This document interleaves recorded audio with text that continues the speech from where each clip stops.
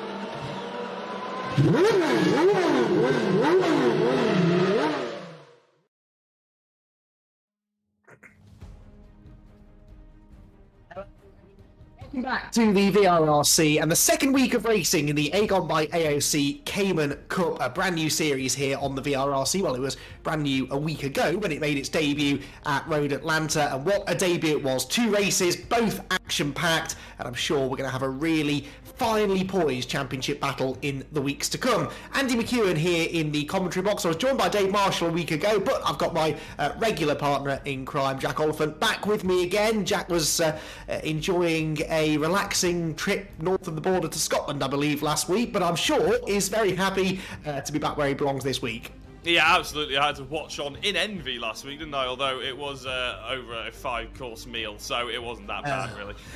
Yeah, no, very much looking forward to this one. At the Red Bull Ring, one of my personal favourite F1 tracks, and yeah, can't wait for it. I've heard the racing was brilliant at Road Atlanta. Red Bull Ring is one of the tracks that's going to offer up a fantastic amount of overtaking opportunities, and as you can see for the rest of the calendar as well, it's just banger after banger as well. The Nürburgring, GP, which is actually my preferred layout, Hockenheim, Spa, and Mugello to round out what will be a brilliant championship.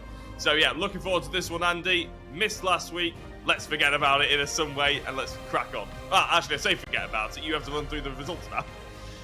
To remind you as much as anyone else, I'd imagine, if you weren't with us for the opening round, if you were on a holiday in Scotland as well, then this is how the first round rounded out. Nicky Taylor really was the man on form. He didn't get pole position, but he did manage to win both races. He won the first one from second on the grid, won the second one from right at the back of the field. And so Nicky Taylor then the man on top. And it was his HFT teammate, Kyle Felvers, who came out of it second place in the championship. Kyle Felvers actually scored the same amount of points as Nicky in race 1. He finished second, but he bagged the bonus points for fastest lap and pole position before coming home on the bottom step of the podium in race 2. And then Nathan Black, third place in the points. Nathan was the model of consistency, really. He bagged only 7th place in the first race, but then was runner-up in race 2, and that put him third in the championship standings as we arrive here at the Red Bull Ring. It's all pretty tight though, as you'd imagine, only the first of 6 weeks, and that is confirmation of how the rest of the points table looks. Taylor from Felvis,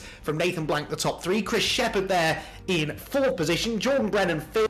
Struggling a little bit with this ballast. We'll get into that once we get into the qualifying session, but a new ballast system in use for this season, definitely shaking the order up slightly. Eric Axelson, Ethan Hill inside the top 10. He's the third of the HFT racing drivers, but had a bit of a nightmare in race 2. Elliot Dalton-Ayres, Jack Smith and Paul Zanatachi to round out the top 10 in the points. Jack, that is probably not quite the points table that you expected to see on your return. Absolutely not, no. I mean, if we consider the amount of races I've done with VRRC, you're used to seeing the top 3 or 4 are pretty set in stone. This new ballot system has really just opened it all up, and it's very exciting. Obviously, you said Nicky Taylor pretty much swept it all up. We know Nicky's always been a hard racer. He's always been one of the brilliant racecraft drivers on the circuit, but he never has necessarily had that overall pace. By the looks of it, this ballot system means he's got that opportunity to race right at the front. Which I'm very much looking forward to. And Jordan Brennan and Jack Smith will probably start seeing their real talent come through as they're going to have to work harder and try harder through testing to get that pace back on the front lot. Yeah, most definitely. This, meanwhile, is what they are competing for, as ever, with the VRRC. We've got some pretty cool prizes. The 34-inch curved gaming display, courtesy of Agon, is the first prize for the champion at the end of the season, and that is just the thing you need to complete your sim racing setup. Or perhaps it's the second place prize that you could do with. That's the Rig SimRace 3 sim rig, and again, top quality equipment here, worth an awful lot of money, and that's why the drivers are so determined to do well in these championships. Third prize is a pair of tickets to a TCR UK round of your choice in 2022. Fourth prize is 2 hours of online driver coaching, and fifth prize the Valeting bucket, courtesy of PowerMax, who are also donating a Driver of the Round award, which is a Valeting kit from PowerMax to the driver that we commentators decide has put in the most noteworthy performance over the course of a night. Some good prizes on offer, plenty to fight for, and the venue for the second round of the championship, at which the drivers will be doing battle, is the world famous Red Bull Ring circuit in Austria. Let's familiarise ourselves then with the venue for tonight's races.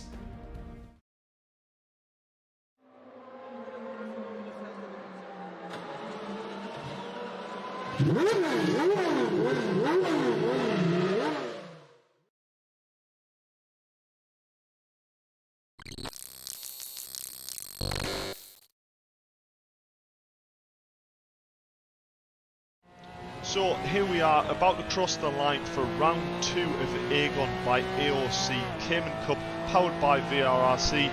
Turn 1, probably for me one of the most difficult corners of the track. All about patience, rolling off that brake nice and early, trying to blend into that throttle to get the best possible traction down this straight. This is a great overtaking opportunity during the race in that slipstream down towards a tight hairpin, so the braking is always super crucial as well. So really good overtaking opportunity. As I said, turn 2, super tight hairpin yet again, just trying to control the throttle, but a little bit easier for me to blend that in slower around that instead of turn 1. Turn 1 super tricky with the camber as well.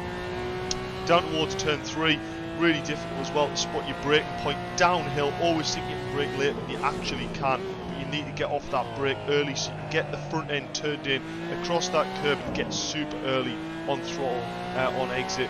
Turn 4, super blind apex, so you're trying to turn in. I miss it ever so slightly here, but I still managed to carry alright speed through the corner, and that allows for an alright lap time as well. Turn 5, if you can, you want to try and get inside of this red and white curb, and if you end up 50-50 on that, it's super slippy, and it means your tyre rolls off that curb on the tarmac, and that gives you that loss of traction.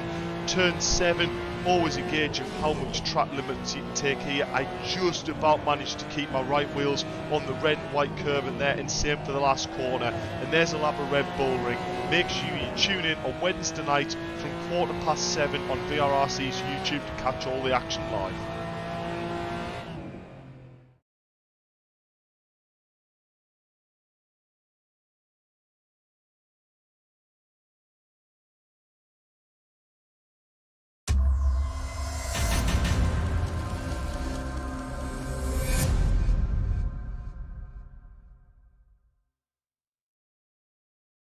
Lap there of how the Red Bull Ring should be driven. We jump into qualifying and immediately see Nicky Taylor doing what he shouldn't really be doing and driving on the grass. So I think one thing I did pick up from that hot lap, Jack, is that the black stuff is the quickest bit of this circuit to be driving on, not the green stuff. Nicky here really going his way to stay out of everyone else's way, really, and try and get himself a good spot in line. Then only a 15-minute qualifying session, not a lot of time to get a quick lap time on the board. And this circuit, Jack, is going to be an intriguing one qualifying wise, because the slipstream surely is worth something even in these low slung GT4 Porsche Caymans, and so working with people could be the order of the day. Every little helps at the end of the day, doesn't it? And if you're looking at the top two, it certainly emphasises that. Axelsen only half a tenth away from Nicky Taylor. That may well be the difference of being in fresh air and being hunkered up behind someone as they go back up the hill towards turn 3. So, yeah, it's really important about car positioning. Those drivers with teammates may well start putting in some team orders. Having said that, we're watching Carl Felvers, and he's nowhere near any of his HFT teammates. He's currently following two drivers in front. Unfortunately, as I said, I missed last week. I haven't got used to the drivers' liveries, but we will try and get there throughout the rest of this evening. But yeah, he's getting a really nice slipstream here as he's following Jordan Brennan, a driver that it's not a bad position to be, is just behind him. And there we go. That is exactly why Carl Felvers pips Jordan Brennan to the top of the timings, and Nicky Taylor's in third place. Big miss of the first apex over Jordan Brennan. Not going to be an improvement this lap. No, but as you said, that put them in a good position. A 136.478 then is the new benchmark. Look how tight it is. Top four drivers all separated by less than a tenth of a second, and top four drivers all carrying a good amount of ballast. Now, if you didn't join us a week ago at Road Atlanta, then you might wonder why on earth we're talking about ballast, but Agon have the gold and silver classes. Every driver now competes within the same class, all fighting for overall race results and championship points. But the drivers that have had the most success in recent times carry more success ballast. So you can see on the timing tower the little white, gold, blue, yellow and red numbers alongside the driver names. Essentially, 2, for example, for Kyle Felvers denotes 20 kilos of success, or not success ballast, of handicap ballast in the car this round. 5 for Jordan Brennan means he's carrying the maximum 50 kilos, and all of those nice gold zeros, they are ballast-free cars. So those drivers are in lighter cars, but that's because they haven't been doing an awful lot of winning of late. That will change on a weekly basis as well. So if one driver not carrying a lot of weight happens to have a really good week, then you can expect to see them carrying some of that ballast when they arrive at the next track. It definitely seemed to work a week ago. Here at the Red Bull Ring though, Jack, some of those heavier cars seem able to run a bit better, at least from what we're seeing here early in the session, as Eric Axelsen proves the point. Yeah, I mean, I'm not entirely sure specifically why that might be the case. It's quite a rhythm circuit, to be honest, especially that sort of second half of the lap. After you get past the first 2 or 3 corners, they're the sort of real overtaking opportunities. And I suppose that's where the ballast you'd think would hurt them, because going up these hills, you'd think the ballast would really struggle to get the car up and maybe achieve its top speed. But like you said, we're starting to see slightly heavier cars really take the top spots. And if you're having a look at Nathan Blank, and Scott Bugner's just moved his way into 6th position, you know, you'd expected them potentially to be a bit higher up, but obviously the drivers Axelsen and Nicky Taylor, they've got that 20 kilograms of ballast on board. They're sort of in the middle, and maybe that's a bit of a sweet spot. We'll have to make sure we keep an eye on it through the race, because there's every opportunity that the tyres might get churned up as well. Ballast equals hotter tyres. They work the tyres harder, so maybe they'll go away from them. We did see a little bit of that a week ago at Road Atlanta. Some of the heavier cars that could sort of hold their own for the first 10 minutes of the race did sort of fade through the second half. This man didn't do much fading though. Nicky Taylor, as I said, taking a pair of race victories and with it a 5-point championship advantage over his HFT Racing teammate Kyle Felvers, who matched his points haul in race 1 because of some of the bonus points that were available to him. But Nicky Taylor, that is not the line through the final corner, and he's bailing completely. I think maybe he realised the lap had gone and didn't quite make the pit entry in time. Felvers goes through, also fails to improve, and I think we will see now, just past the halfway point in the qualifying session, a few more drivers bailing for the pit lane to get those tyres changed and try and improve on their second run. Further down the order, you can see that Ethan Hill is right at the back of the field right now. That's a little bit odd. The third of the HFT Racing drivers. He's about to complete a lap, and you would expect that he would move up from there. He does not, though, by the looks of it. So Ethan Hill, who was on the pace last time at Road America, most definitely, Ethan managed to get himself a pretty strong first race result of third place, just not able to replicate it for the time being here at the Red Bull Ring. Yeah, I'm not entirely sure why he hasn't really gone out there and set a lap time at all, let alone a representative one. It says he has done 5 laps, or 4 laps, sorry, but just none of them must have counted for whatever reason, whether it be track limits or whether he's always ended up going back to the pit. Maybe he's got a hardware issue or something like that. Not entirely sure, but he's out there now, obviously gone green in Sector 1. It's pretty hard for him not to go green in any sectors at the moment, having that lap time on the board. But he'll be hoping to obviously push up a little bit higher with that basically 10 kilograms of ballast on board. He'll be really pushing up nice and strong towards the front of the field, and I imagine we'll be seeing him joining at least the likes of Nathan Blank and Joel Lask. As you mentioned, he was quick last week. We expect him to be quick this week as he overtakes one of his teammates. Yeah, we certainly would expect to see that indeed. Nicky Taylor still showing as being off track. That's a little bit odd, the way that he pulled off the road and hasn't yet rejoined. So we'll see whether or not he may, of course, have some sort of a hardware issue. We'll hope that isn't the case. What can Ethan Hill do then? He's, as you said, about to come through to the completion of his first full flying lap through the penultimate corner, dropping downhill this really clumsy, awkward final turn. It tempts you into really pushing hard on the way in, but then you can see it's easy to run wide on the exit of the corner. Of course, it could be that's the issue for Ethan Hill. Lap does register, but I wonder if he'd had some track limits infringements up to that point. A 136.777 does put him 6th place though, and that is much more where we would expect him to be. So Ethan Hill puts all 3 of the HFT cars into the top 6. This is Nicky Taylor. This is a problem, surely, Jack? Yeah, I mean, it's a bit strange because we saw him going off at the final corner. That isn't the final corner. That's halfway round the lap. He was the driver that Ethan Hill overtook when I called out the fact that he'd overtaken one of his teammates. So Nicky is sort of limped around. He was in the pits at one point. He sort of limped around and then just seems to have stopped. And he's not spawning back to the pits, which shows that maybe there is a hardware or internet issue. Normally, you know, you'd think that he would spawn back to the pits just by pressing a button on his keyboard. Maybe his keyboard stopped working or something. I'm not entirely sure. Anyway, Jordan Brennan, we've been told to keep an eye on him because apparently he is going a little bit quicker. Now, on this lap particularly, he isn't. But on the previous lap, if it wasn't for running wide on the final corner, apparently he was in for a very good time. At the moment, he's a 10th or so down on pole position. We'll keep an eye on him for the time being. But like you said just then, Andy, Nicky is still not spawning back to the pits. And if that problem persists for the next 5 minutes, well, that's when race 1 starts. He's going to have a big problem. Yeah, championship leader this is, Nicky Taylor as well, so this is potentially a big story. We'll try and get some information if we can. Meanwhile, Jordan Brennan, 4th fastest at the moment, only just over a 10th and a half away from pole position. He was one of the first drivers to come in and try and get a second set of tyres on the car, so he's had a lap or so on that fresh set. He's got a slipstream from one of the HFT Racing cars up the road.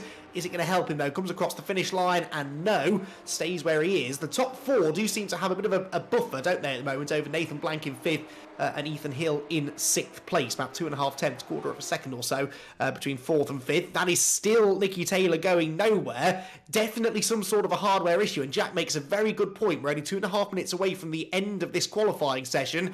He's not on pole position. That's maybe the least of his worries right now. If he can't get the car working as he needs to be able to for the race, then that could be a big story from a championship perspective, because again, Jack, it is only a 6-week 12 race championship. If you have a bad night, then it's going to be hard to recover from that. Yeah, exactly. Really, you have to be very consistent in these kind of championships and pretty much finish well within 7th place or higher in every single race. And obviously, you want to take your fair share of wins in that perspective as well. Carl Felvers, being the teammate of Nicky, will probably be a bit disappointed to see that the cars might not be finishing strong in race 1. However, from a personal championship perspective, I'm sure Carl will probably be sitting there thinking there's an opportunity here for me to get the lead of this championship and maybe take advantage just a touch. But I'm sure he's being very supportive in the Discord channel and probably trying to figure out what's wrong with Nicky's setup, whatever it may be. As I said, normally, if there's something wrong with the setup, you'll just spawn back to the pits, but he hasn't even spawned back, so yeah, bit of a concern. Anyway, Jordan Brennan is not having any concerns at all. He's green sector 1, slightly down on sector 2, so he's got the slipstream. Let's see what he can pull out the bag for the final sector. The overall lap does put him ahead of Carl Felvers, so with 50 kilograms of ballast on board, Jordan Brennan seems to have got the grips of this Porsche around the Red Bull Ring. Well, we've got the 3 heaviest cars at the moment filling the top 3 positions, haven't we? Axelson and Taylor carrying 30 kilos, and Jordan Brennan the maximum 50. So that is a pretty impressive pace that he is running there. The question is, of course, can he keep that going over a 20-minute race? Runs a bit wide there through turn 3. It's probably going to be that lap done and dusted. Now, what's Paul Zanatachi up to? He was in the thick of most of the battling a week ago.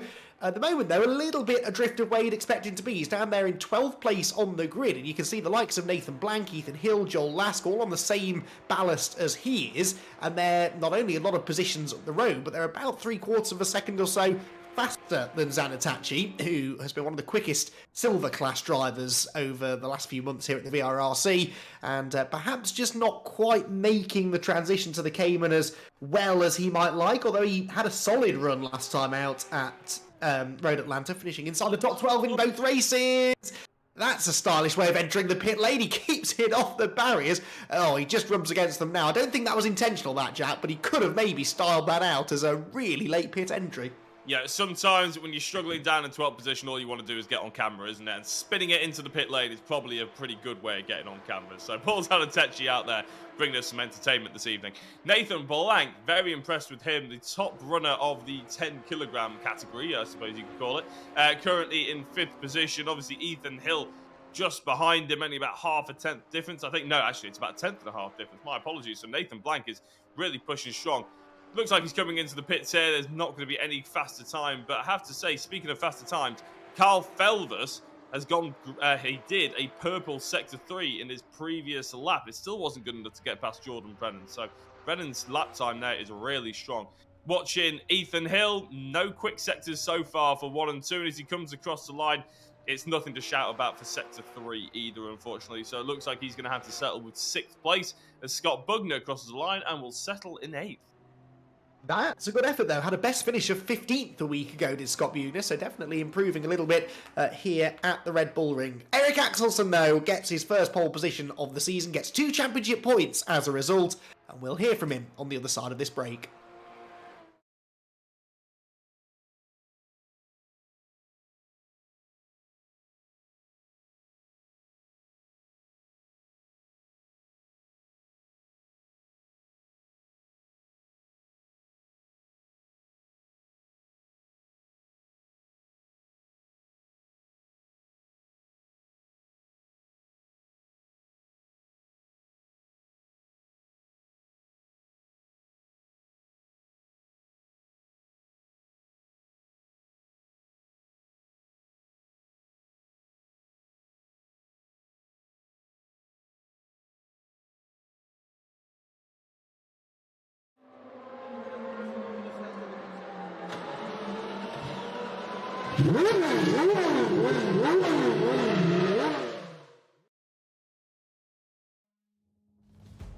The Red Bull Ring in Austria plays host to rounds 3 and 4 of the Agon by AOC Cayman Cup. Here on the VRRC, qualifying for the night's first race has just been completed, and it's Eric Axelson that gets himself onto the pole position. Eric joins us now in the commentary box. Eric, that was a really strong effort. Close times out there. Looks like the top 3 or 4 drivers are very evenly matched tonight, so all the more important that you get to start at the front of the grid.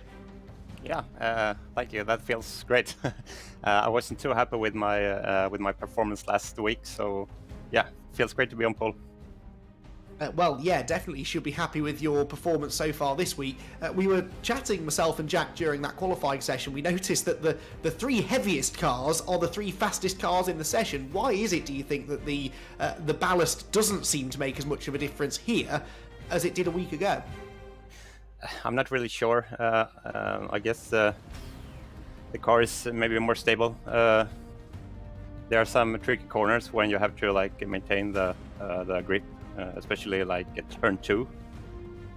I don't know, maybe it's more stable. Okay, well, as long as you're going quickly, I suppose you don't really mind too much. What's the game plan for this first race, though? Because you're going to have those HFT racing drivers right behind you. I'm sure they're going to be eager to get past you, and it can be quite hard to break away here, can't it? Yeah, it will be. And also there are long straights, so yeah. I just hope that I get a good start and get away, and yeah, just go fast. That is the plan, I'm sure. How are you finding this Porsche Cayman? You had a solid opening round a week ago, but you're clearly getting to grips with it now. Is it a car that you've gelled with? Well, not too much actually.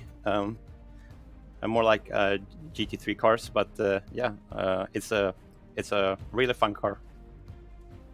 Well, and you seem to be driving it pretty quickly so far tonight. We'll let you go and finish your preparations for race number 1. But Eric, congratulations on the 2 points for pole position. Thank you.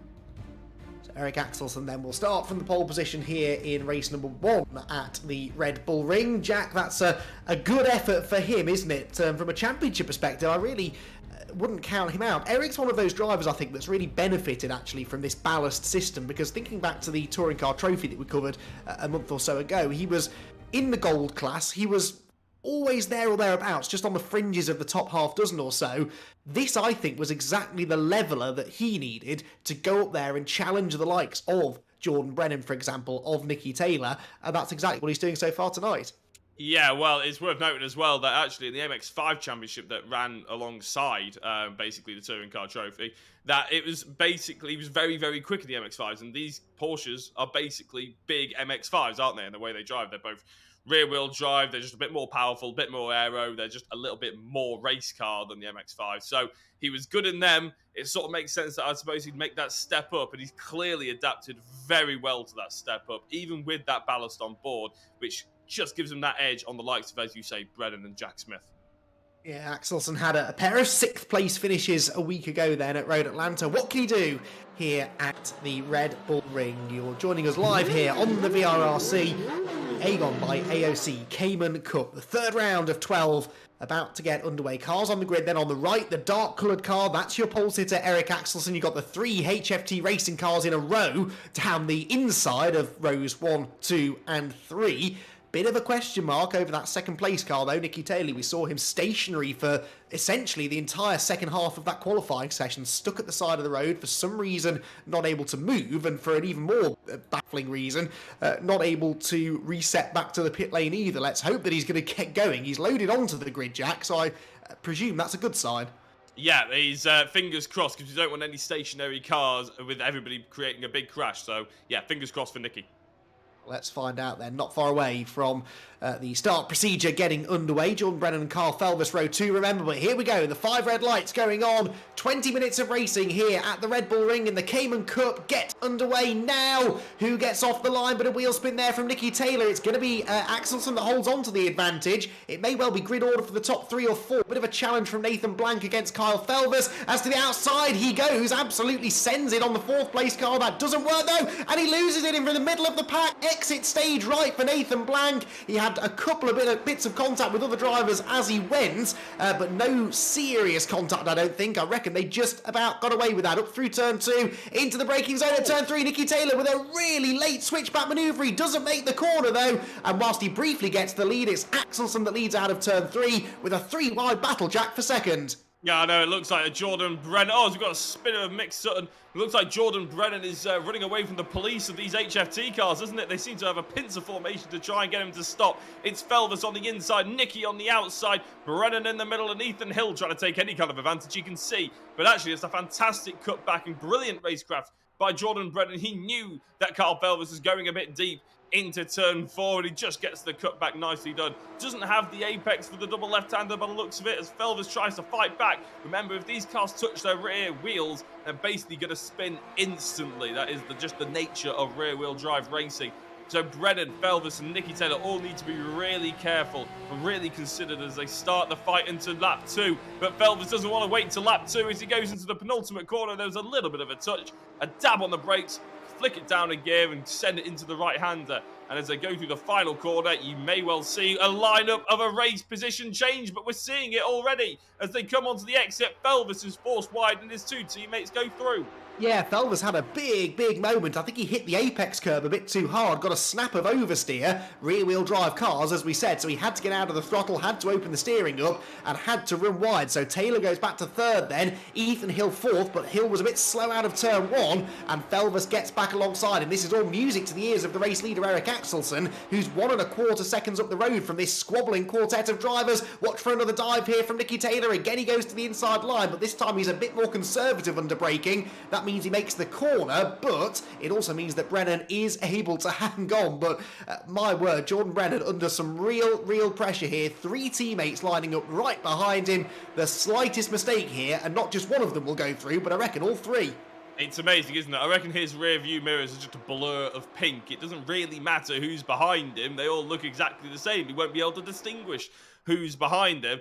Ethan Hill, I think, on overall pace, is just struggling a little bit to keep on to the back of these drivers. But you can tell that Brennan, especially through turn 1, I mean, he got a little bit of a touch, I think, from Nicky Taylor, but especially through the sort of high momentum corners, that weight is just a little bit too much for his car, and he's trying to send as much speed as the rest of the field in, but it's just forcing him a touch wide and missing the apex just a touch, and he can't quite get on the throttle earlier either. So he's doing a fantastic job, but I sort of fear, like you mentioned there, Andy, if one gets past him, I fear the rest will follow pretty quickly. So Brennan really needs to get his elbows out in the early stages of this race, which is exactly what he's doing.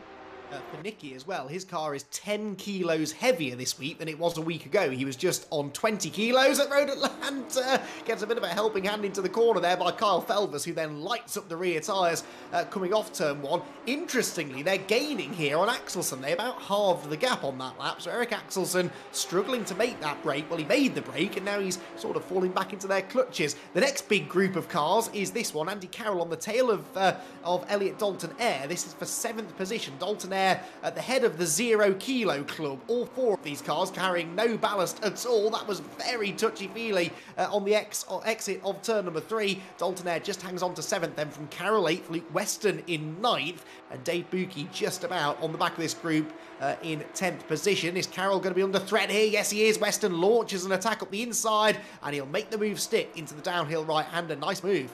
Yeah, although these drivers don't have any ballast on board. Oh, okay, just complete lag spike from from everybody. I think that means Luke Weston's dropped behind a few drivers. I'm not sure what the order is now, but they're going on 2 wheels as one of them drifts through. That's Eric Dalton Ayres, and that's unfortunately the end of Andy Carroll's race. I'm just not entirely sure. There was a big lag spike there, Andy, wasn't it? Which is something we can't really control.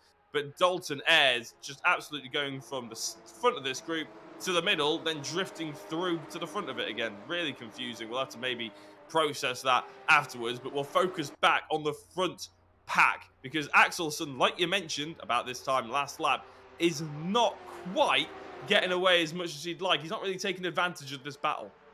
No, he's not, is he? The lap time's definitely quicker for these 3, Brennan, Taylor and Felvis. Ethan Hill seems to be struggling a bit for whatever reason this week, doesn't he? He's lighter than all of the cars ahead, but he's just not quite got the ultimate pace of his heavier teammates. Ethan actually set the fastest lap in the second race at Road Atlanta, having made a pit stop for, we think, some repairs after a Turn 1 incident. So he had the raw pace a week ago, but not so much here in the rolling hillsides of Austria.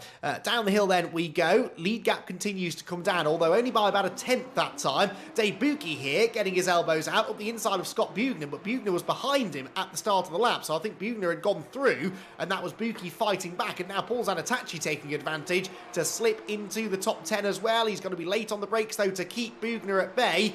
Bugner breaks a bit later, but he's on the wider line. That's not the ideal place to be. Zanatachi, a respectful racer though, leaves him plenty of space. He knows he's got the inside line as the corner keeps on going right, and Zanatachi does now make 10th place his own, or does he? No, Bugner back up the inside, bit of a hip and shoulder, and Zanatachi sideways is back down to 11th.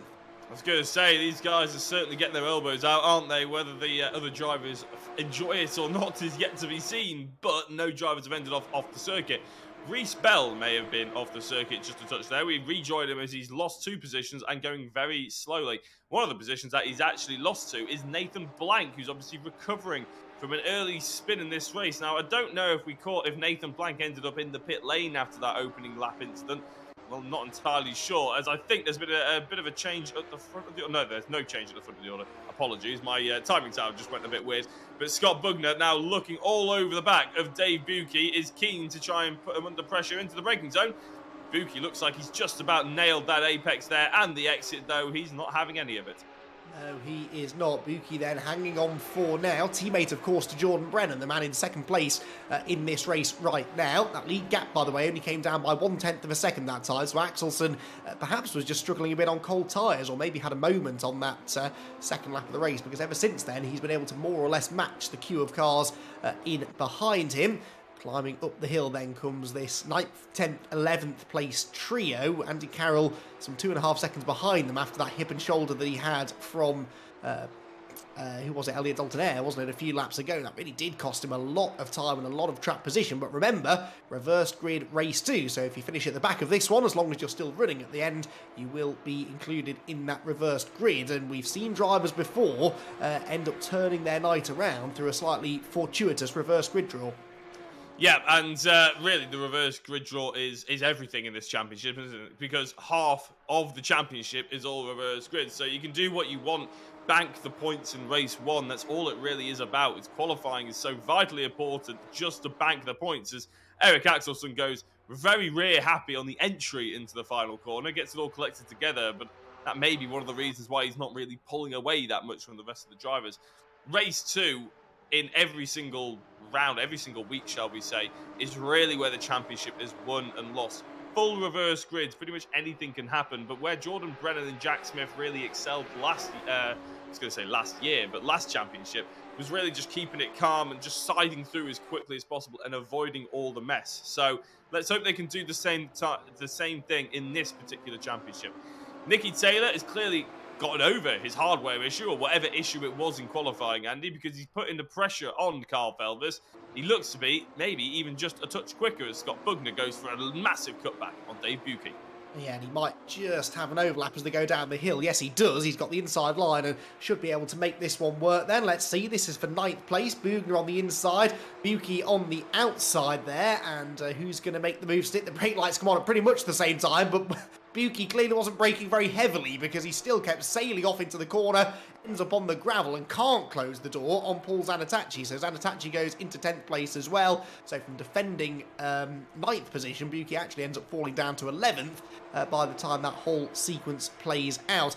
You weren't seeing things a couple of laps ago, by the way, Jack. You said your timing screen did something funny. There was a change because Nicky Taylor was ahead of Kyle Felvis a couple of laps ago. So Taylor, not sure where, when or how, but out of the podium places behind his teammate. But like you say, he's sort of spurring Felvis on, and they're all continuing just slowly, incrementally, to take time out of Axelsen. The gap just over half a second with just over half the race to go.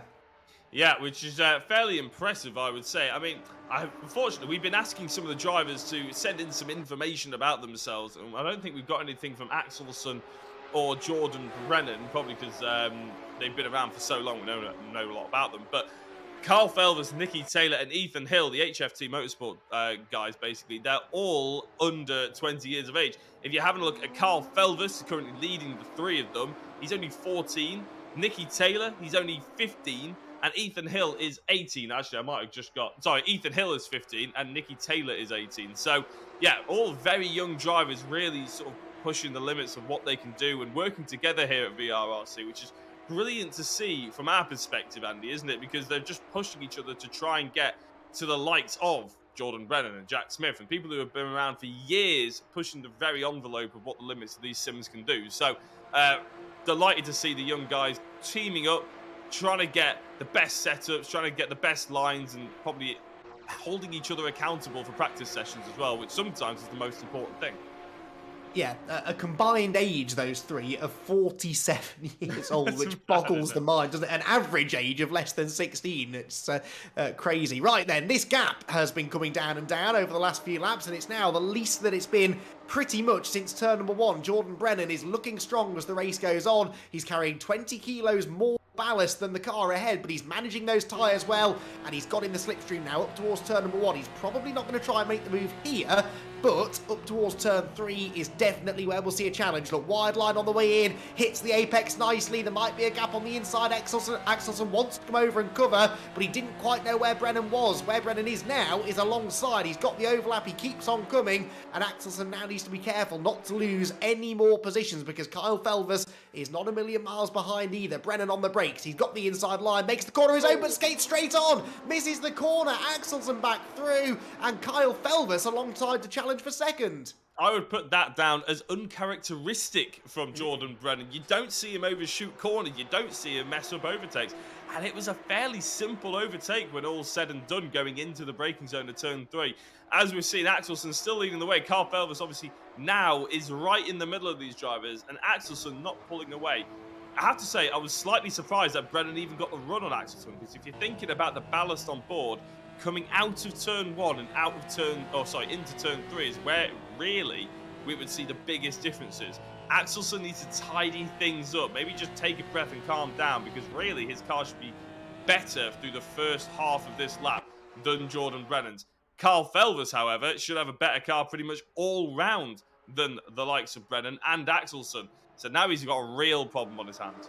Yeah, this is falling nicely into Felvers' lap, isn't it? Kyle, I think, was a bit disappointed a week ago. He got that pole position in race 1 and then lost out to his teammate Nicky Taylor into the first corner of that race and came away without a race victory. He's flashing the lights at Eric Axelson, who moves over to defend. Now, let's see if Eric makes the apex this time at turn 1. This really is where the move started a lap ago. That was much more like it. He hooked that apex, and you can see how much better an exit the race leader got this time versus a lap ago. You were riding on board with Brennan a lap ago. You saw that Axelson was maybe a car's width away from that apex curb, and that just killed his exit speed all the way up the hill through turn 2 and into the braking zone at turn 3. On board with Felvers, wide line for him. Now this time it's turn 3 where Axelson is not making friends with the apex, but actually, Jack, you can take a wider line there, can't you, in some cars, especially rear-wheel drive cars, and that seems to give you actually better exit speed than the driver that hits the apex. Yeah, it's all about straightening the steering wheel up and getting fast on the power as soon as you possibly can. It's basically who can get to full power the earliest, and if you've got a straight car off a corner, then you're pretty much guaranteed if you plant your foot, you're not going to spin out. If you keep turning the wheel and you make the corner longer than it needs to be, and then plant your foot, you're pretty much going to spin instantly. So yeah, you can take a late apex through hairpin to the rear-wheel drive car, and it can really work to your advantage. You can even use the rear wheels to turn the car a little bit straighter than just using your steering wheel, but I'm just going to stop what I was saying because it's going to get complicated and we want to focus on the action. Axelson went over to defend because he didn't get the exit, but there is a change for the race lead, and Carl Felvers runs wide and doesn't get it as Axelson slots back through on the final corner. Brave and committed. He had to trust that Felvers wasn't going to just turn in on him, and that's exactly what Axelson did. He was brave, committed, and absolutely nailed on there for the race lead. Back in his control yet again. Yeah, he's got to be careful though. Defensive line into turn 1. That almost leaves the door open, and Felvers goes from the inside to the outside. That's twice now though that I was convinced Axelson had lost the lead, and then he got it straight back again on corner exit. Brilliant racing this. Door to door, bit of side-to-side contact into the braking zone at turn 3. Felvers to the outside of Axelson for the race lead. He's going to make that wide line work, is he? Just as we were discussing, the race leader gets sideways. Much better exit there from Felvers. He's going to have his nose ahead as they drop down the hill towards the next braking zone. zone, but that's the outside line into the next corner. Axelsen on the inside, who breaks latest, both about the same really. Really wide line for Felvers. He still won't quite give in, Will Axelsen. He still has the inside line, and Brennan and Taylor are getting closer and closer by the corner. Yeah, Brennan doesn't know whether to attack or defend. He's going to have to do both in equal measure. But by the looks of it, I think Felvers will finally have this race lead. Will Axelsen, for the first time this race, not be able to attack straight back and regain it as he runs a little bit wide? In fact, actually, he might drop down into third, and if he's not careful, he might drop out of the podium positions as Brennan looks to attack him with a very interested Nicky Taylor just behind. There's a little bit of a rear wheel slide as they go through the penultimate corner. Brennan has the opportunity to slip his way through, and it's going to be taken, I think, into T1. Side by side as they go across the line. I think Nicky Taylor, they went for a really wide entry to try and get the best run to overtake them both. It hasn't quite worked out. But as we go into the last 3.5 minutes, it's a huge send by Axelsen. That's not going to happen. Everybody gets through, apart from Axelsen. Brennan ran wide, but his car's still on the circuit. Taylor, he'll get through. So does Joel Lask. And Axelsen, after 16 minutes of leading this race, essentially, now finds himself outside the top 5. Oh, that is heartbreaking stuff, isn't it? Axelsen had driven so well up to that point, but yeah, bit of just missed the breaking point, quite simply, into turn number 1, and whether that was just through frustration at losing those positions, or maybe because he was in a slipstream into that corner for the first time in this race. That does usually mean you arrive at the corner faster than you are accustomed to. Whatever it was, he made the mistake. Oh, and Nathan Blank's off for the second time in the race. He just started to make some progress again after the spin he had on the first corner of the race, but sadly, that's all undone. He will definitely be putting all of his eggs in the race 2 basket. Right then, race leaders making their way towards the end of another lap. 2.5 minutes to go. This is the fight for 6th then. So Eric Axelsen has rejoined the circuit after that moment, maybe carrying a bit of damage because he had a couple of bits of contact as other cars bounced their way past him, and Elliot Dalton-Ayres looking to take advantage of that maybe. Yeah, Elliot Dalton-Ayres, he was the one that we saw with a little bit of connection issues earlier on, so the last thing he'll want to see is any other cars bouncing or rubber banding around him as well. And obviously Axelsen wouldn't know anything about those incidents earlier on because he was in blissful isolation 6/10 into the race lead. But I have to say, I think what he'll be most disappointed with is not the individual error, Andy. It's probably when he processes it and looks back at the action. It's probably the fact that he didn't take more advantage in that early 5 minutes of the race to try and pull away as the other drivers were sort of fighting it out. He just always seemed a little bit rear happy, especially going into the last corner and around the middle sector as well. It's, yeah, not a track that you can really get away with throwing the rear end round. You really need to have a nice, balanced car. Maybe Axelsen didn't feel like he had that time. Yeah, you've got to be ruthless in those situations. If you have the lead and the cars behind are squabbling, you have to make the most of that, take advantage, as you say. You know, you can't just wait for your tyres to be bedded in, because by that point they'll have settled down and they'll be chasing after you again. I know that's a lot easier said than done, I realise that, but you know, that's where the really, really good drivers excel. They are able to be on it right from the start, and as soon as they're handed an opportunity to take advantage of something and build a gap or take the lead or make the move, they're there and they don't hesitate and they go for it straight away. And it takes some learning, believe me. I'm not criticising Eric at all, but yeah, that's where certainly people like Jordan Brennan, that we've seen with so much experience of this sort of thing, are particularly good. He's only second at the moment though. It's Kyle Felvers in control of this race as he's about to go on to the final lap of the race, with Jordan Brennan second, Nicky Taylor in third, just over a second between the top two, just under a second between second and third. This is Andy Carroll meanwhile in 11th place. Dave Buki, the car behind, pulls Anatachi, the car ahead. These three have been together for most of the race, but they've just separated a little bit over the last few minutes, Jack.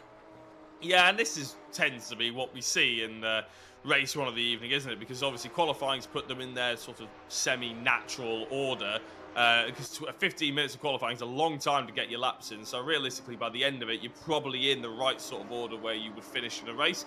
That's exactly what we tend to see at race number one. Not always the case, but it is tend to be the sort of theme. In race number two, obviously, is where everything gets a little bit more jumbled, and we're likely to see, we used to say the silver drivers was always the harder championship because of how that worked. As Reece Bell comes across the line to start his final lap of the race, But yeah, the silver drivers will be promoted to the sort of front end, and that's where they would try and score points. But it's also the most dangerous place to be in race number 2, because you're desperate to try and take advantage of anything you lost in race 1. So I'm interested to see how a few drivers, the likes of Nathan Blank, Mick Sutton, Paul Zanatachi, how those drivers deal with that reverse grid. Are they going to try and pull away, or are they going to try and be a little bit more sensible and sort of just pick their battles when they come? And obviously how these guys are going to get through the order. Kyle Felvers has driven brilliantly well as well, by the way. He's worth noting. He sort of staved off the attack from Nicky Taylor, took advantage of a mistake by him. Brilliant overtake on Jordan Brennan, a fantastic overtake on Axelson multiple times. And as he flashes the lights, I think he is fully well deserved winner of race number 1 here at the Red Bull Ring. And congratulations to the HFT boys. Yes, indeed. Kyle Felvers then gets the win. Jordan Brennan second, Nicky Taylor third, and Ethan Hill fourth position. Joel Laskin, Eric Axelson at X. What could have been for Eric Axelson. Seventh place, Elliot Dalton Ayres ahead of Bugner, Weston and Zanatachi to round out the top 10. And championship-wise, that makes things very interesting. Depending on who got the fastest lap in that race, Felvers may just have taken the championship lead there. He was 5 points behind Nicky Taylor coming into the race, and he scored 5 points more than him in that race, unless, of course, Nicky got the fastest lap. I'll get that confirmed as soon as we can. The rest of the runners coming through, Nathan Blank could have a really good opportunity here in race 2. He'll be starting second on the grid, having qualified 5th for the opening race. So he's got the pace if he can keep that Porsche Cayman GT4 pointing in the right direction. Victory then for Kyle Felvers, his first of the season, and we'll be hearing from him and the rest of the podium finishers in just a few minutes.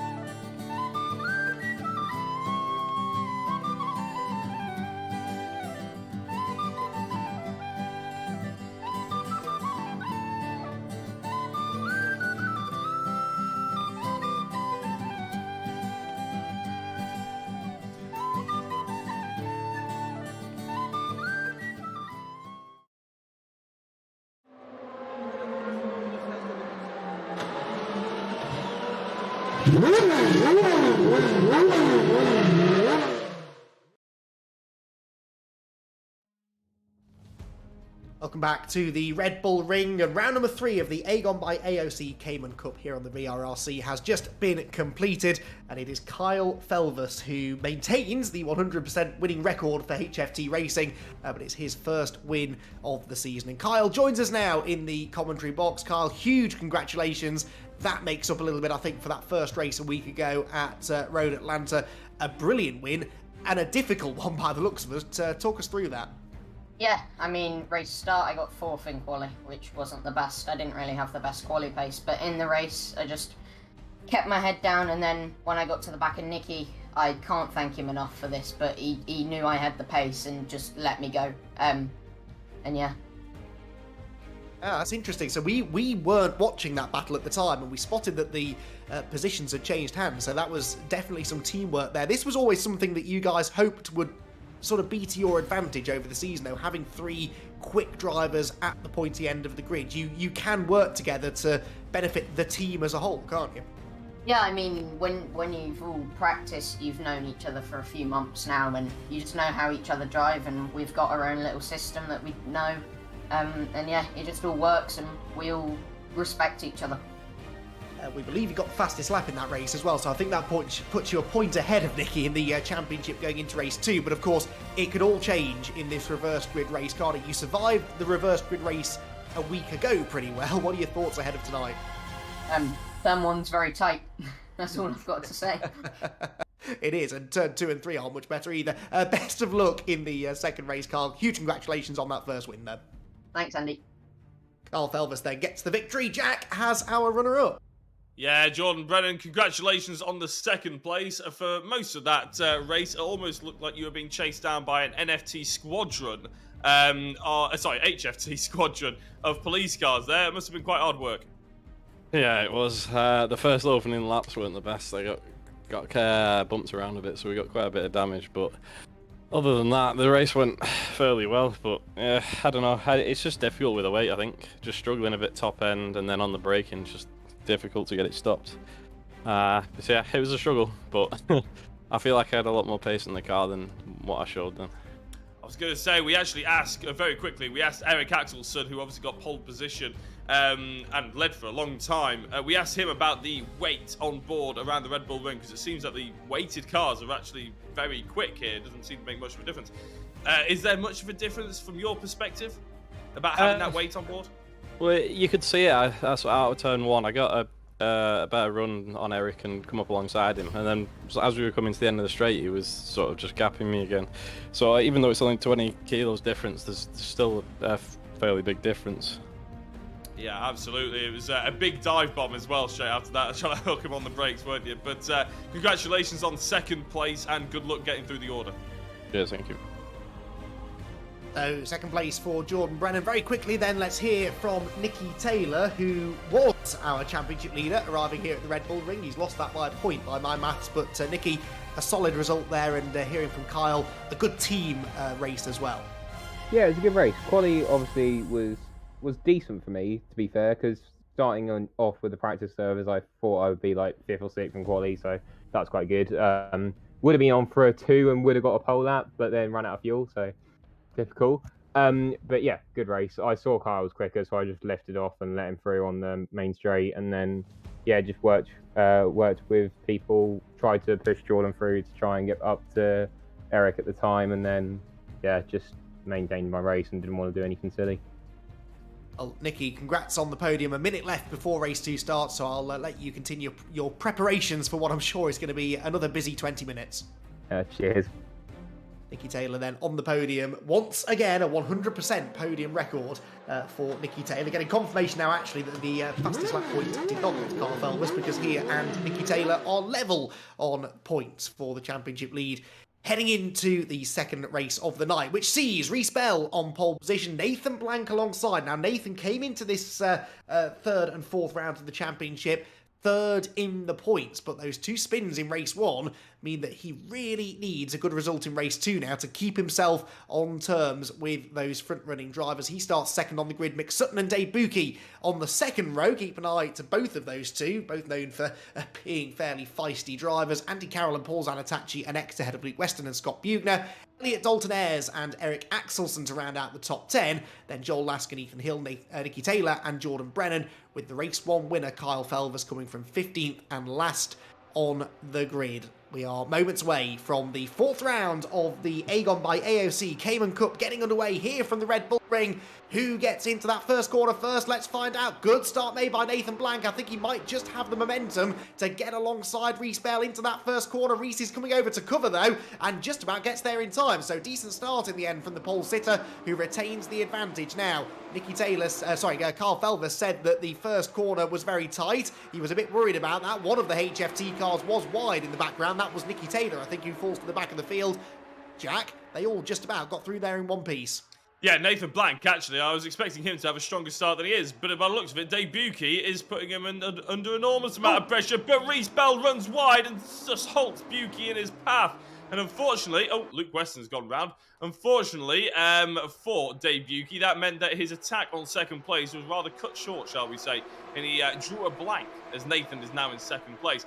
Everybody else is trying to be 3rd. However, as Mick Sutton is trying to... that's Andy Carroll trying to fly around the outside of Buki. Some of the HFT cars in amongst it here. Dalton Ayres, again, have to keep an eye out for maybe connection issues with him through the middle of this pack. That's not necessarily where he wants to be. Nathan Blank going for that race move as well on Reece Bell. Now, Bell has been in touch with us as well before this evening, and he said he just wants to improve his overall pace, consistency, and to just improve a little bit under pressure as well. Well, he's got an awful lot of pressure under him at the moment. Mick Sutton is in the kitty litter, and so is Elliot Dalton Ayres, who rejoins the race circuit before Mick Sutton, as Reece Bell, if he keeps it together for this final corner, will have led this lap. Yeah, it looks like he will. Runs a bit wide out of the final turn, though. Nathan Blank gets the run and might actually just pip him into the first corner. No, can't quite get there. So it's Bell that leads the first lap, but now opens the door for Blank. He got to the line first, and then it was almost like he was quite happy with that. He lets Nathan go through into the lead, and as long as Nathan stops for the corner, he will go through. Gets very sideways on the exit, though. Blank gets the run. We saw this time and again in race 1, didn't we? And into the lead goes Reese Bell, Dave Buki catching them, and Kyle Felvers from 15th on the grid. The race 1 winner is 4 already. That's an astonishingly good first lap. Bit of a tap in the tail there from Buki into Nathan Blank. Out wide goes Reese Bell. Blank back into the lead. Reese faster off the corner, but doesn't have the real estate to rejoin the track. He'll lose the lead. He'll lose second. And off in the background is Ethan Hill, the third of the HFT racing drivers, not having a night to remember so far. Yeah, Reese Bell then, he's ran a wide a couple of times as Dave Buki looks at the inside of Nathan Blank. I'm not sure if he saw him coming. Oh, there's contact between Reese Bell. A good hold there for Nathan Blank, but still more contact because of that initial one. And unfortunately, I think Andy Carroll was one of those drivers that had a little bit of a rear end action. HFT drivers Nicky Taylor is ahead of his teammate Kyle Felvers now, as Joel Lask is actually into third position. As I said, that Nathan Blank Dave Buki battle really did cause a bit of a domino effect further back, Andy. It just caused a little bit of upset here, there, and everywhere. It did, didn't it? That's so often the case, those little concertina moments in the midfield. So Buki leads, Blank second, Laskin third, Taylor and Felvers fourth and fifth, with the swap around between the two of them. And nearly a bit of a swapper on there for Nathan Blank, who was very close to losing the rear through the penultimate corner, and nearly gets into the rear of Buki's car through the final one. This is going to be a good race, I think, isn't it? Joel Laskin third, pulls to the right-hand side of the road. Well, for a second, he was maybe letting Nicky Taylor through, but that's not the case at all. Nicky cannot get through yet. Jordan Brennan in sixth is catching this group of cars as well. They're all going to keep coming together here. Dave Buki in the lead of the race, though. He is not the kind of driver to just pull over and let quicker guys through, is he? Dave Buki's going to fight for this if he can, but he's got some of the quickest drivers in the championship bearing down on him, including Nathan Blank, who pulls to the outside into turn 3. Yeah, and turn 3 is such an important overtaking position, as Nicky Taylor just showed off there against Joel Lask. There's contact in front of them. Oh, no. And how has Nicky Taylor avoided it? Brilliant driving from him. However, not fantastic driving from the two oh my days, teammates, shall I say. I completely forgot the word then. Jordan Brennan was one of the protagonists, really, of this championship. He's ended up down in 12th position. It's been handed on a plate, this, as for the HFT driver. I can't get my words out. You can tell I haven't been practicing. HFT drivers in this championship are going to pull away from Jordan Brennan. I'm going to say, I'll forgive you for not getting Kinetic Motorsport powered by Liquid Molly out quickly, but there's no excuse for HFT, is there? But yes, NFTs. the two teammates, Jordan Brennan and Dave Buki. Such a shame, but it was not Brennan's fault. It wasn't really Buki's fault either, but unfortunately, as Buki spun, Brennan found himself right in the firing line. That all means that Joel Lask now has the lead. Nicky Taylor second, Felvers in third. Oh no, and sideways for the leader, right in front of Taylor, who gets into the back of him, and the seas part for Kyle Felvers, who could never have believed that he would be so fortunate to be in the lead as he comes across the line this time. Felvers leads, Blank second, Bugner third, and Nicky Taylor, who did his very best there to avoid getting into the back of the spinning Joel Lask. It cost him so much momentum that he's out of the podium places. It is all kicking off here, and we're only a quarter of the way into the race. I was going to say, Kyle Felvers did a brilliant job at the beginning of this race to even get into fourth place. Then a little bit of sympathy contact meant he lost the position to Nicky Taylor, and now Taylor with contact has given the position back to Felvers. Everything is going on, as you mentioned, at the beginning of this second race, and it's always the case. The reverse grids are where the championship is won and lost. You need to pretty much finish 7th or above in every single race in the season, and half of them are reverse grids. And that's why Kyle Felvers just rotated his car away from the apex, because he saw an absolutely cannonball of Nathan Blank coming up his inside, and it's not worth turning in. Scott Bugner, unfortunately, has an off moment, just lost the rear end as Kyle Felvers slots back in on the inside to retake the race lead away from Nathan Blank. But Felvers smart there, Andy. He looked up his inside, he saw Nathan Blank was just absolutely sending it. Don't turn in, don't cover off the move, it's not worth it. Let him have it and attack the next corner. The crazy thing is, though, that what Nathan Blank did very nearly worked. He got the car stopped somehow. I have no idea how he got the car pulled up at the apex, but he did manage to make that move stick for a corner, and then Felvers went back into the lead. The lead is a position that no one driver really seems to want to hold in this race. Kyle Felvers has led it for a lap now, which is pretty good going. Blank second, Taylor third, Zanatachi strong in fourth here. Just a proper Paul Zanatachi performance, this, isn't it? Keeping out of trouble. He's He's not been involved in any argy-bargy out there, and if any more argy-bargy happens up the road, he could find himself on the podium. Taylor is in the boot there of Nathan Blank as they go up the hill, pushing the second place driver towards turn 3, but Nicky sees an opportunity here to get another HFT Racing 1-2 in this race, and a good exit from turn 3 could put him into that runners-up spot. He draws level with Nathan Blank. He'll have the inside line on the run down the hill, flashing his headlights for no apparent reason is Nicky there because he's already ahead of Nathan Blank. No point flashing your lights at him when your nose is in front already, and I think he should now complete the manoeuvre. Brake lights come on simultaneously, but the inside line belongs to Nicky. He holds it on the apex, clever driving that, and he does get into second place. Lovely example there from Nicky Taylor of a late turn-in and a late entry, shall we say, and a late apex. Meant that his car was in a lovely straight line earlier than Nathan Blank's, which meant that Nicky could get on the power full throttle before Nathan did as well, by only about 5 yards, but it made all the difference that you could see going into turn 4. So as we watch a recovering Dave Yuki, that's really the biggest difference. That's why Taylor, it looked like he'd always missed the braking zone, but no, it was purposeful. He went as late as he could, did all the turning really early on in the corner, made sure the car was nice and straight, flat on the power, and he got a fantastic drive in the Porsche, and a brilliant example of what an experienced driver can do. Yes, most definitely. Right, I'm a little concerned here, Jack, because we've gone 2 laps without a lead change. This race is in danger of settling down. Carl Felvis in the lead with Taylor second place. Nicky Taylor, though, in fairness, is going after him. Now, we haven't seen this situation, actually, this many times so far this season, where the car, the 2 HFT cars have been at the front of the field, and the car in second has been catching the car in front. I wonder whether Kyle Felvis might repay the favour to Nicky Taylor. Remember, Nicky got out of his way in the earlier race. Will Kyle give up the lead, though? Really, this will be a big test of their teamwork. Poor old Jordan Brennan here fighting back with a heavy car, with a wounded car, stuck behind another car that's been in the wars in this race. Scott Bugner had a huge moment a couple of laps ago in the middle sector, and I'm sure it won't be long before Brennan's back into the top 10. But yeah, interesting dynamic here between the top 2. The second place car here, Nicky Taylor, I think is maybe a bit quicker than Felvis. How hard do they fight? Do they start considering team orders here, either to keep Felvis in the lead or to allow Taylor through? Yeah, it is interesting, really, because in race 1, we obviously saw them switch positions, didn't we? We saw that Felvis went through. Nicky knew that Felvis had the pace. But that was to chase down Axelsen and Brennan. Now, they're in the lead of the race now. There's no reason to chase anyone down. Both of these drivers are quicker than Nathan Blank, and probably Axelsen, by the time he gets through, will be too late to catch these two. And all this, that, and the other. So it's an interesting dynamic, like you mentioned. Another reason why it's also slightly more interesting is the fact that drawing on points. Now, we don't do a team championship. So although we're talking about them being teammates, and obviously teammates with Ethan Hill and Buki and Brennan also being teammates and this, that, and the other, it doesn't really matter when it comes down to points, because there is no team championship. It's all down to the individual. And these two are now joint on 70 points, the lead of the championship. So I don't think Felvis will really want to give that up, and I don't think Taylor would do either if it was the other way round.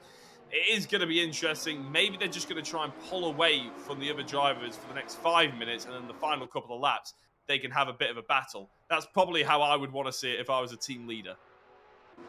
Yes, I think so. Whether that continues till the end of the race, I'm not too sure. Just to clarify something I said between the races, I did initially think that Felvis was a point ahead of Nicky Taylor, because I thought Felvis had the fastest lap. That's because I hadn't spotted that Scott Bugner, down in 7th, had actually set the fastest lap in that first race. So Scott really has had some decent speed this weekend. I'll look forward to seeing him improve as the season goes on. Could be up there fighting for race wins before season's end. For 5th place, meanwhile, Ethan Hill has just got himself ahead of Andy Carroll, and Ethan into the top 5 now. He, in both reverse grid races, actually, so far, he has been the HFT racing driver that's not had the good fortune. Felvis and Taylor were able to pick their way through a mammoth turn 1 pile-up a week ago in race 2, and then a similar situation at the start of race 2 tonight. Felvis and Taylor get through it scot-free, and poor old Ethan Hill ends up off the road and having to fight his way back through. But he is back into the top 5 now, which is better than he managed in this equivalent race at Road Atlanta. Might have a chance of improving his position. 3 seconds, though, he is between 3rd and 4th places, Nathan Blank and Eric Axelsen. Just over a third of the race to go, Jack. What do you think? Can he do it? It's going to be a bit of a tough one, to be honest. I think, well, Andy Carroll's driving very well, but it's just worth mentioning on it, Ethan Hill. I mean, we don't know an awful lot of his background in terms of his racing background and how well he's done in other championships. He's brand new to VRRC. He has done a few fun races, but that's Nicky Taylor getting past Carl Felvis. And, well, we said they might not get their elbows out for the next 7 minutes. They've definitely got their elbows out here, and I think Nicky's given the position back to Carl, who's flashing the light, saying, let me pass. That was a bit unfair. But yeah, that shows that maybe Nicky's not going to be hanging around if he can avoid it. Yeah, so that's interesting then. At first I thought that might be a coordinated move to let Taylor through, but no, I think Felvis had actually been under pressure there into turn 3, and he's wide again, look, down through the first of these two left-handers in the middle sector.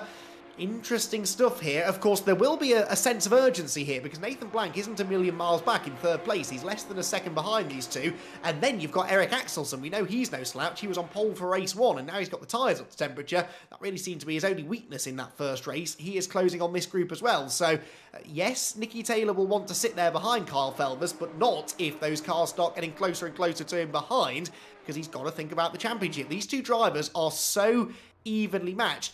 Yes, it's nice for the team to have the two fastest drivers in the championship, but it can be a bit headache-inducing as they start fighting for the championship, just as Toto Wolff. Yeah, I was going to say, realistically, it can cause a little bit of friction, can't it? Even if it's not evident, even if they are respectful for each other and all of that sort of thing that Kyle was saying in the interview, at some point it'll come down to, we are competitive, competitive nature, they'll want to win. And as I mentioned before on Ethan Hill, I'll just sort of finish that point a little bit on their third teammate. We don't know an awful lot of his previous championships work, so he's not a real-life racer, so we don't really know where he's going to settle in, how much he might have to improve on this championship. But the fact that I think he's only 15 shows that he's probably got quite a lot of improving to do. So hopefully we'll see the three of them really fight it out for race wins sooner rather than later. But Ethan's doing a fantastic job sort of representing himself and also the team.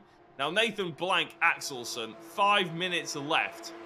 I think if you were looking at qualifying pace, you'd say it's a no-brainer, Andy. Axelsen should be hand over fist catching Nathan Blank. But Blank's actually putting in some really good times.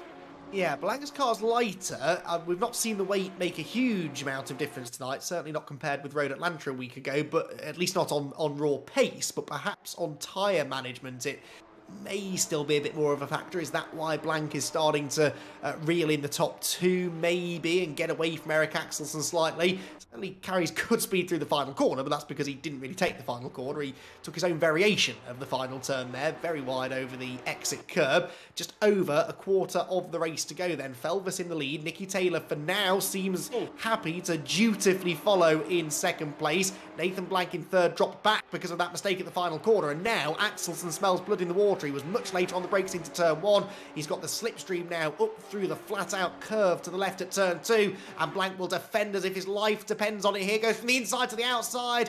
Oh, I never quite liked seeing that. He was making a defensive move, then came back over to the racing line. It might matter little, though, because Axelsen gets the better exit, has a bit of a power slide, but still carries the momentum up the hill, and I think Eric should now go through into third. Yeah, similar to what we see Nicky Taylor earlier on, wasn't it? I think even on Nathan Blank. And Nathan Blank may well launch an attack like he did on Felvis. Nope, thinks better of it, and this time just goes for the apex and slides through it as well for good measure. So Blank won't have any momentum for the rest of this lap to attack on Axelsen. Now it's all about whether Eric can catch the top two. 4 minutes left, and the top two is starting to get a little bit too close for their own comfort, I imagine, as well.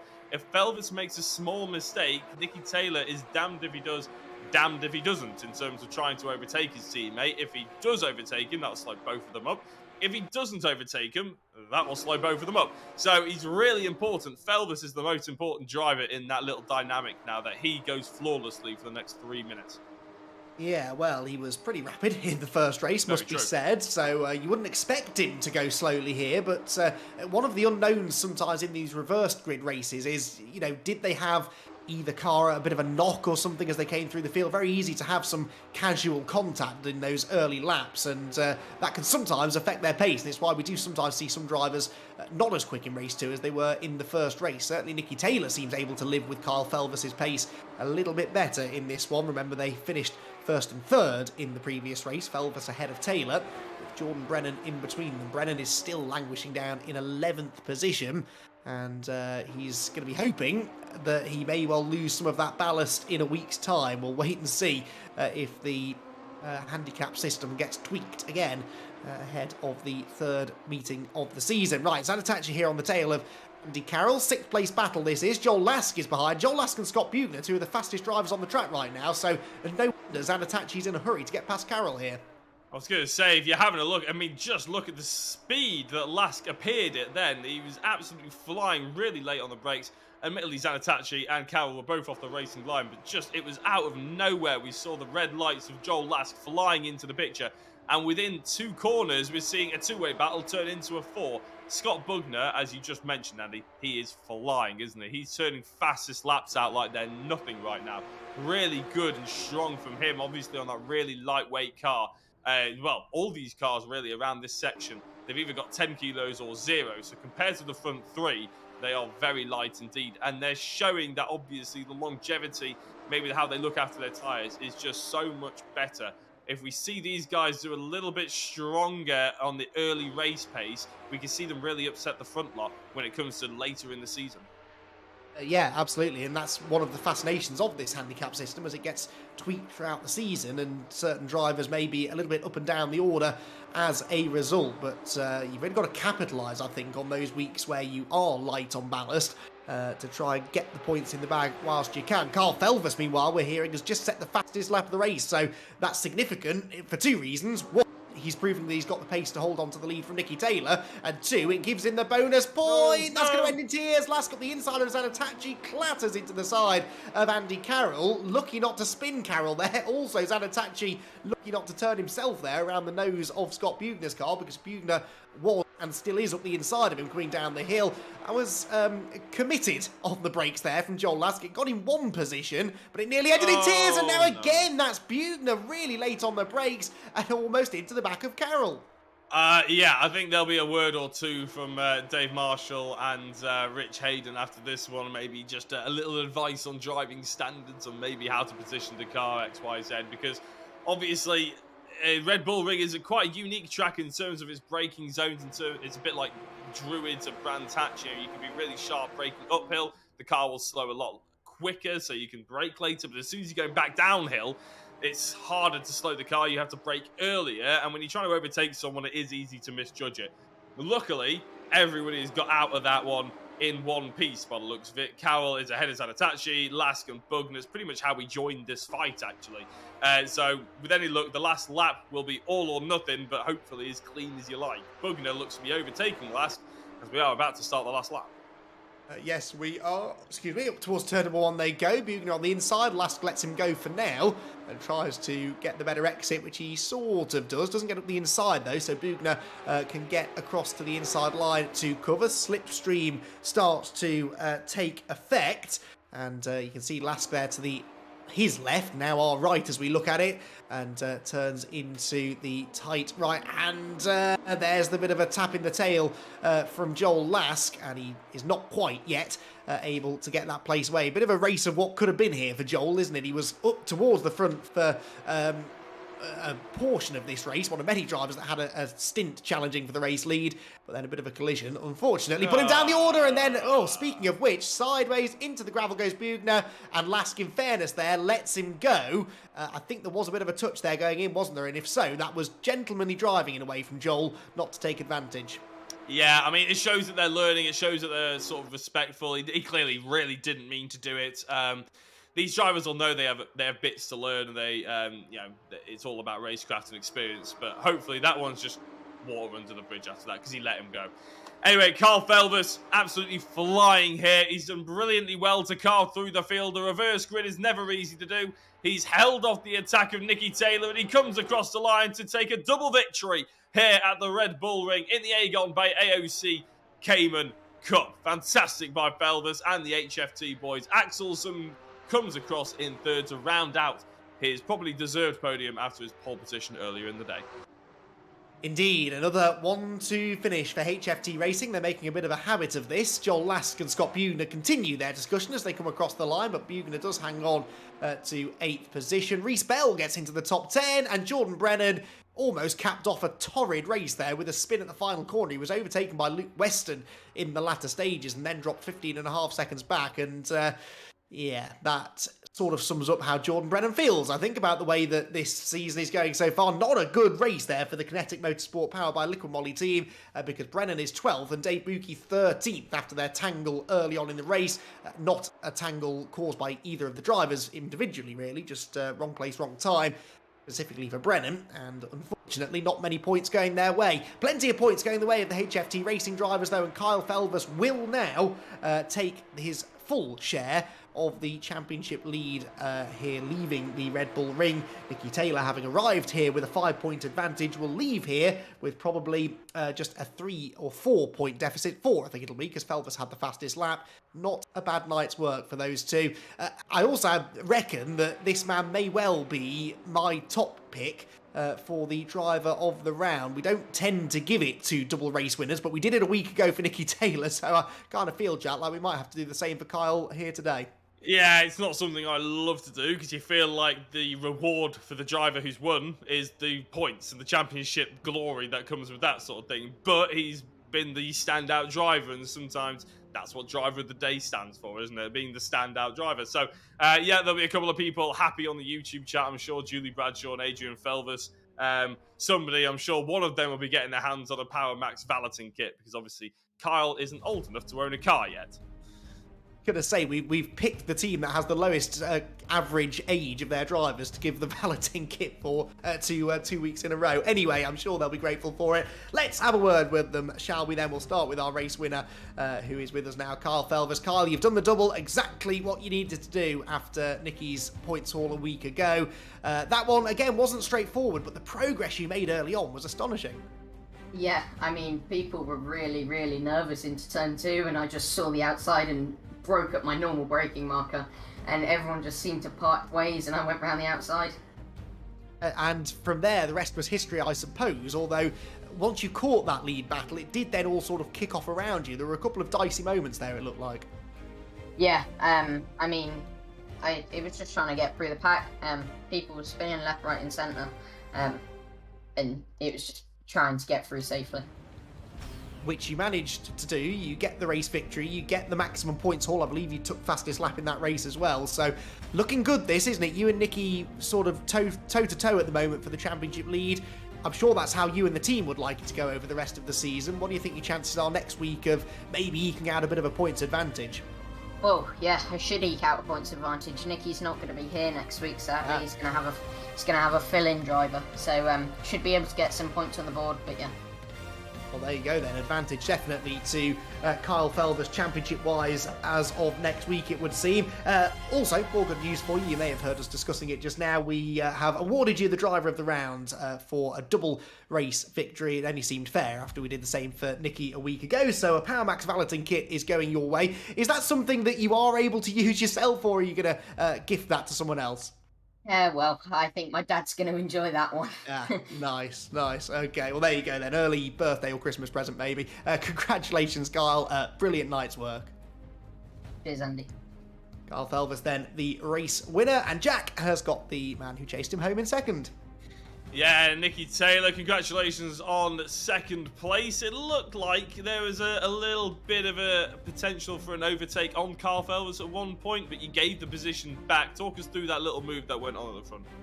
Oh, that wasn't even meant to be a move, to be fair. Okay. I went up to the corner, I outbraked myself, went for the send, and Kyle saw it, so luckily he went through, but I was like, I don't want to win by this way, so I let him back through.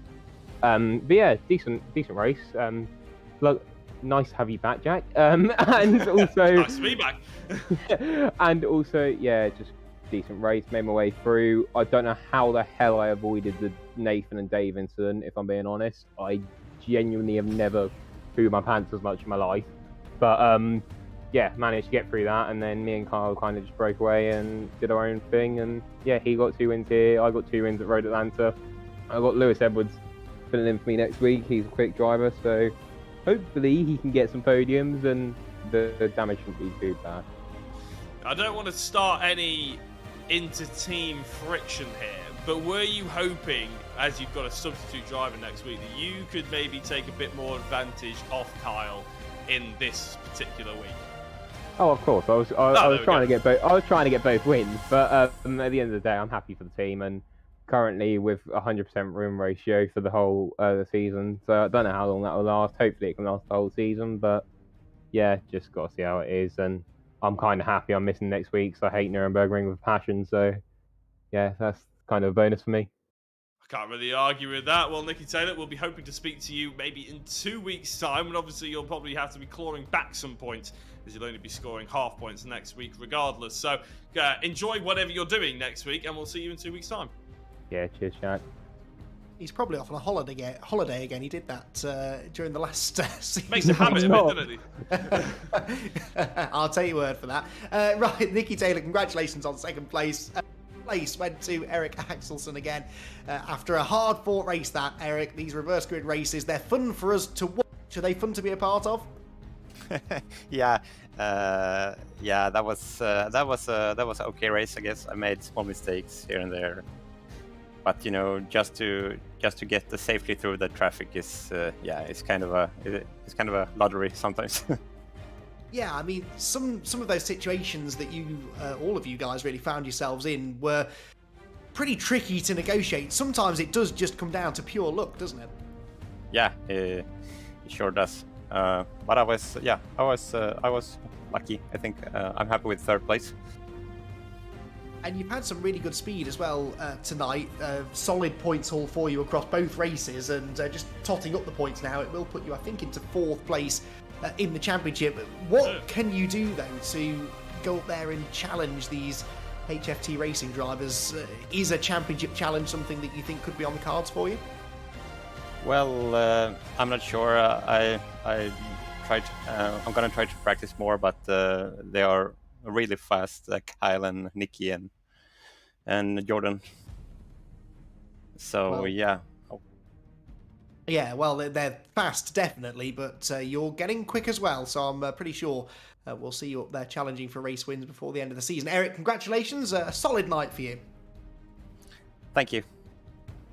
Eric Axelson then rounds out the podium finishers here after the second race for the season at the fourth race of the season, second race of the night at the Red Bull Ring. Right then, what does that mean for the championship standings? Well, we can show you now because we've got the points on screen. It's Felvus out in front. It is 3 points his advantage over Nicky Taylor in second. Eric Axelson third, actually, then ahead of Jordan Brennan and Ethan Hills. So a bit of a gap forming between the top two and the rest of the field, as you would expect there, Jack, but still early days, all to play for. And remember, the top 5 at the end of the season will receive a prize of some sort. So even if you can't win the championship, worth fighting for every point nonetheless. Yeah, absolutely. And there's plenty of drivers who can still catch up to that top 5 as well. Realistically, drivers that are within 20 points at this stage are fully within reason of expecting they can actually catch up. So hopefully they're putting in the testing time and they're putting in sort of the effort to make sure that they are pushing a little bit more forward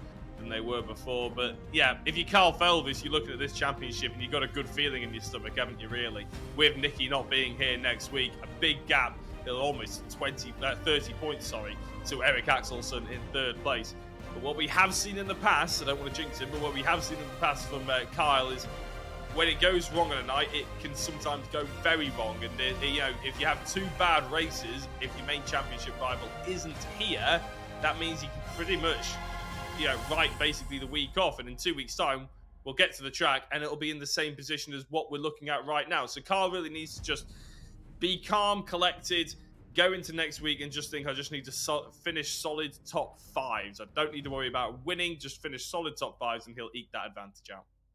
Yeah, and needs to take advantage, I feel, of the 2 races next week. So Felvis then with the advantage at the moment over Nicky Taylor in the championship, but still 4 more weeks of racing to come in the Agon by AOC Cayman Cup, and we will be back in a week's time, same place, for the Nürburgring, the Grand Prix circuit, a really challenging circuit. That's some really tight technical sections, usually produces good racing, and I'm sure it will produce a thrilling third instalment of racing in the Cayman Cup. Now, Jack is back this week, thank goodness, because it means we don't have to blag this next bit.